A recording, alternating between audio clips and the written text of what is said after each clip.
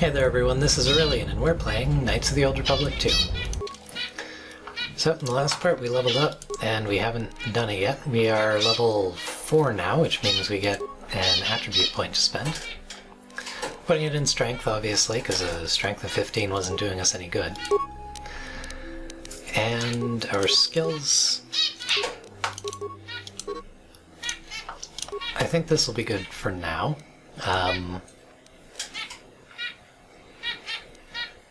Yeah.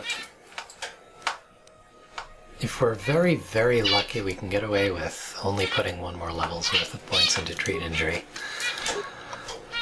And our power. I will reiterate that we could save our points, because there's quite a few things that we want at level 6. But we need burst of speed anyway, so we might as well just take that.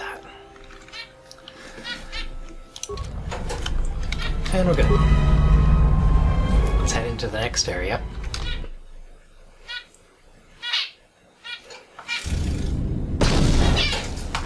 Right on time. Wow, it's a good thing we didn't take 1 second longer.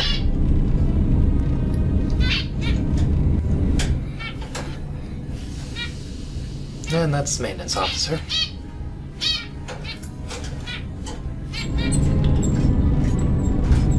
Greeting. It is a pleasure to see you alive, Master, provided my receptors are not off focus. How may I be of assistance? Oh look, it's totally not an HK unit. Answer. I am a survivor of the Harbinger, just as you were, Master. With the unexpected termination of my previous Master, you are the only organic which I may now serve. Who was your previous master? Answer. The captain of the Harbinger, Master. I was in transit to Telos to facilitate communications and terminate hostilities. However, we did not arrive at our intended destination. What happened? Irritated answer. Oh, Master, it is such a long, dull story, and not terribly relevant to our current situation. Why don't you tell me anyway? Hesitant explanation. That has been the subject of considerable discussion since our arrival here, Master. Many have attempted to claim you and this unit as salvage. I was crudely interrogated concerning our brief history together on board the Harbinger, before its communications, weapons, and engines suffered the cascade failure that disabled the ship. Alrighty. And where was I when this was taking place? Speculation. It is possible you were incapacitated and locked in the well-shielded cargo compartment as the Harbinger was being systematically crippled, Master. Incapacitated? Clarification. Yes, Master. No doubt the flurry of destruction on board the Harbinger somehow drugged you into a stupor from which you could not awaken. Most curious.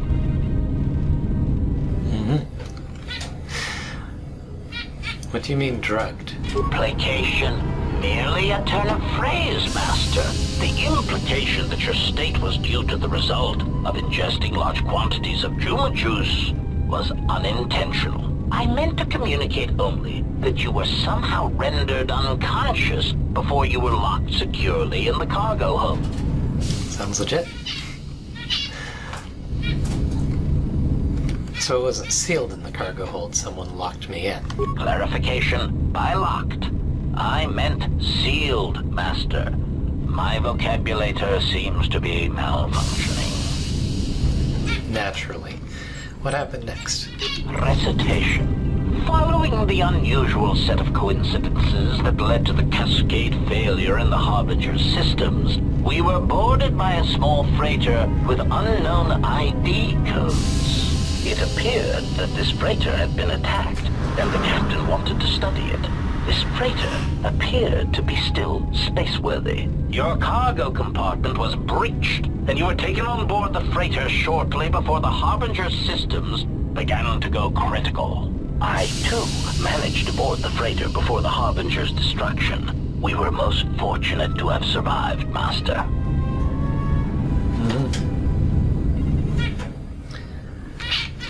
Any idea what had attacked the small freighter? Evaluation. Master, I do not know. Judging from the damage, it had been attacked by a much larger vessel. And when it attempted to escape the Harbinger with you on board, it was fired on again. Addendum. It does seem odd that such a small vessel has a high probability of attracting the attention of much larger vessels.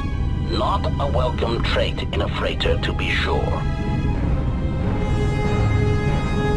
Why would they take me aboard? Explanation. I believe it was a smuggler's vessel by the name of the Ebon Hawk. Speculation. As to its purpose, I do not know. Perhaps it was always its intention to play dead, then kidnap you off the Harbinger and rob me of my bounty. Bounty. Clarification. By bounty, I refer to your life, Master. It would pain me to see you damaged in any way. That is why the arrival of this Ebon Hawk caused me considerable distress. Why did the Ebon Hawk come here? Apology. My memory core cannot provide a clear answer on that point, Master. Suffice to say that once we arrived at this floating rock, our situation became much clearer. Oh, so. Explanation. Despite my market value, Master, the miners were far more interested in you. It did not take long for me to ascertain the reason for this. While an HK protocol droid is a valuable piece of property, Jedi are worth much more in certain exclusive markets across the galaxy. Painful admission. I must confess to feelings of inferiority at the speculated difference between my value and the price for your capture. I was forced to remind myself it was not due to a failing of my model or function, but because you were a Jedi. How did they find out I was a Jedi? Surprised answer. Why, I told them, Master. You are the exiled Jedi who served with Revan in the Mandalorian Wars, are you not? I hope all that has happened has not been the result of a miscommunication. If so, then the problem lies with the core word databases, which are notoriously spotty. Unpleasantness? What are you talking about?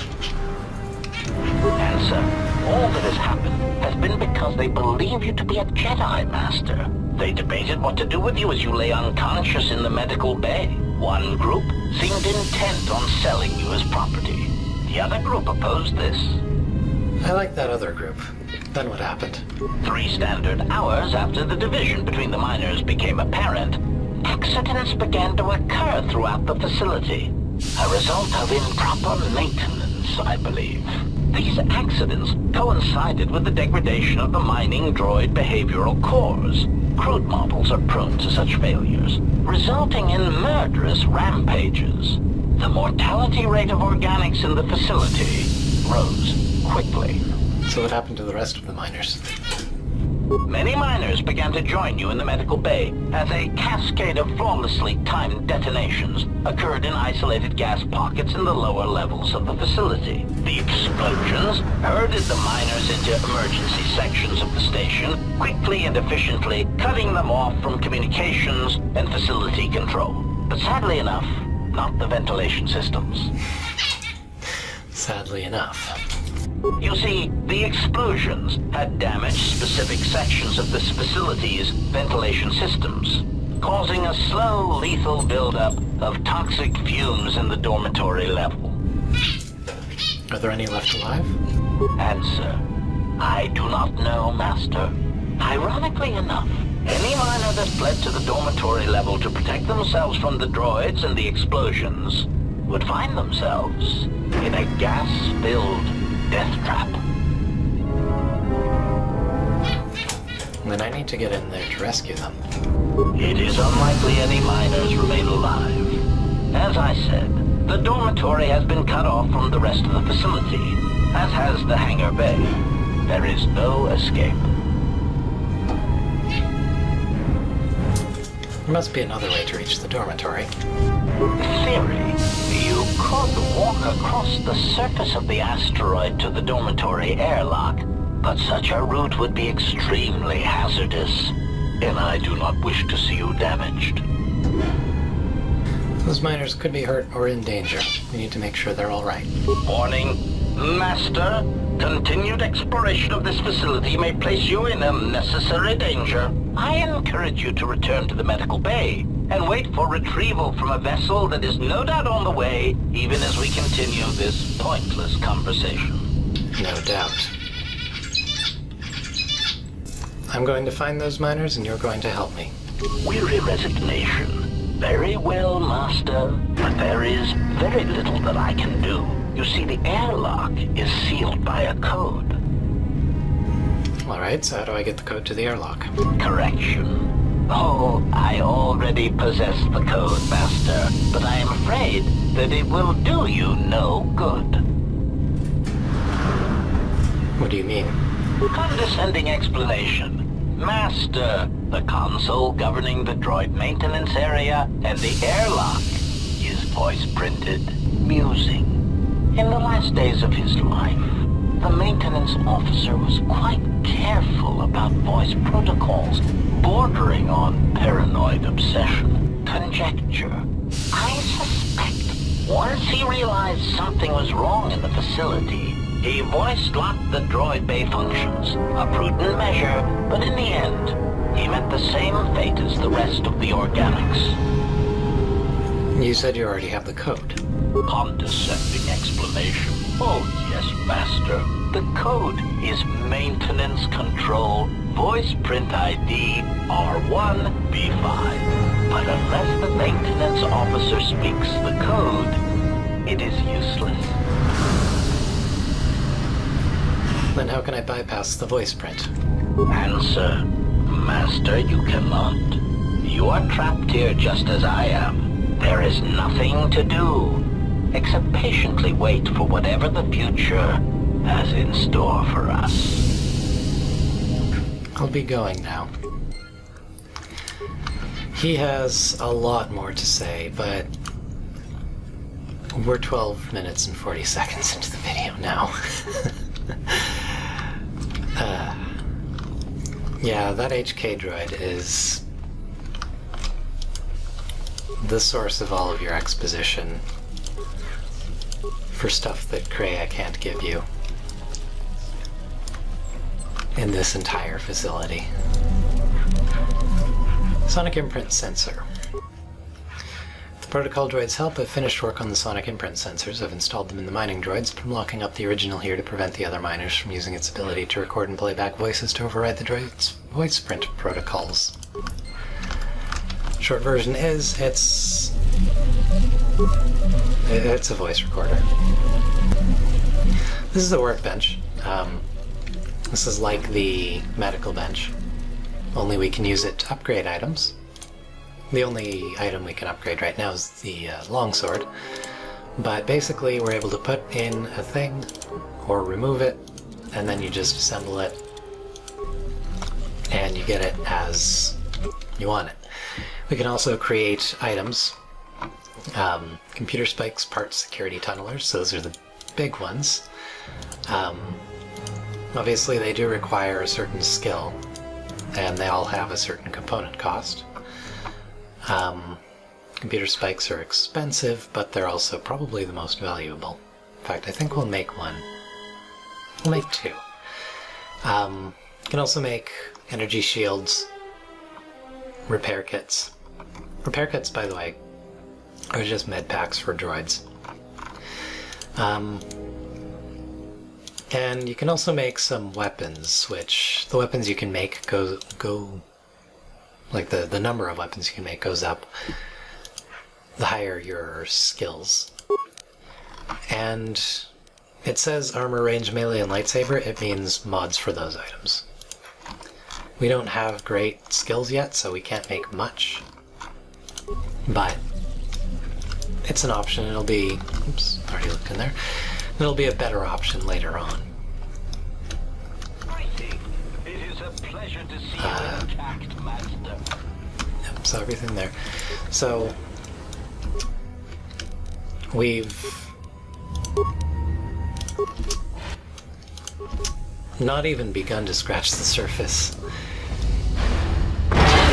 that area, but there we go. I don't want to just have a complete exposition dump part with HK.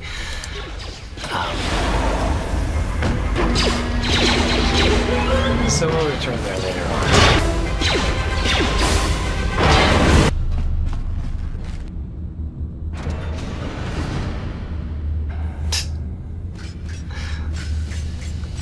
That animation.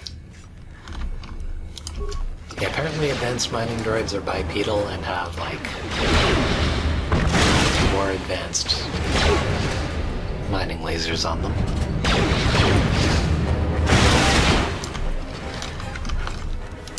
They still die in 2 kicks. Well, security failure. Oh, because we were still in combat.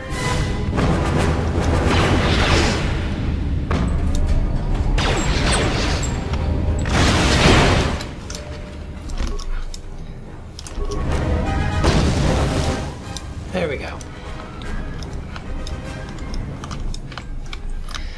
As you can see, both doors lead to the same room. Not that there is anything here. So... and I don't think unlocking doors and stuff like that gets you...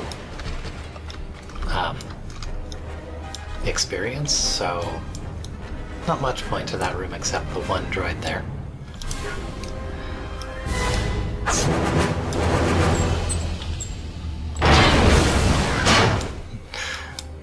I like how our energy shield, or energy resistance, lasted just long enough to block all of the damage from that flamethrower.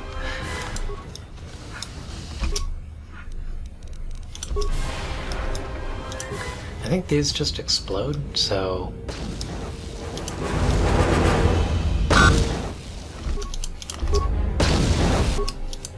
oh, okay. They explode and give us hit points if we, or experience points if we manage to kill them. I believe that's the security door that the HK unit was referring to.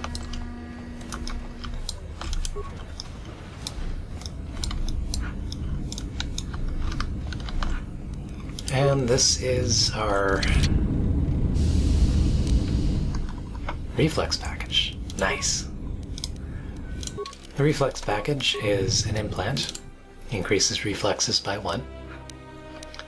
So that's pretty great.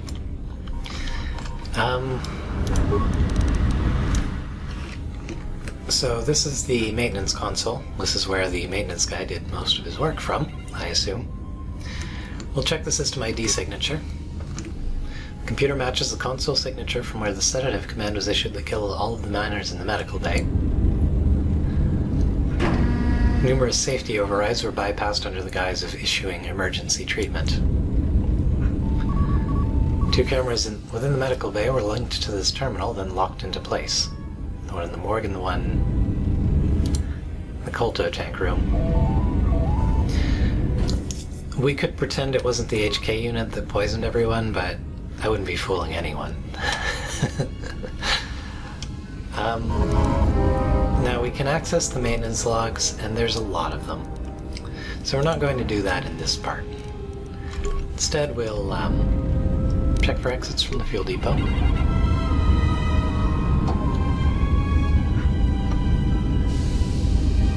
Short answer is not really. Containment field. Tracers of the breach.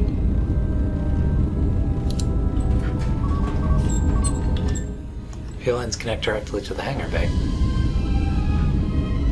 So if we can get access to the fuel lines, we can bypass the containment field entirely. Fuel lines. A ship needs to arrive. Turbo lift to the administration level? The answer is no. Mining tunnels. We came from there, so... Airlock? Sealed from inside this level. Yeah, that's the one that's voice printed, so we need the voice print to get there. Can we access the comm system? Diagnostic? No. Cameras, we'll look at them. Seen that one. Seen that one. Oh. The T3 unit was dumped into the fuel line. Yeah. Airlock camera, nothing there. And you can actually destroy the console. I'm not entirely sure why. It doesn't do you any good. Anyway, this was 12 minutes of talking and 9 minutes of looking around. So, in the next part, we're going to watch all the logs here and then probably talk to the HK unit again if there's any time left. I'll see you there. Goodbye.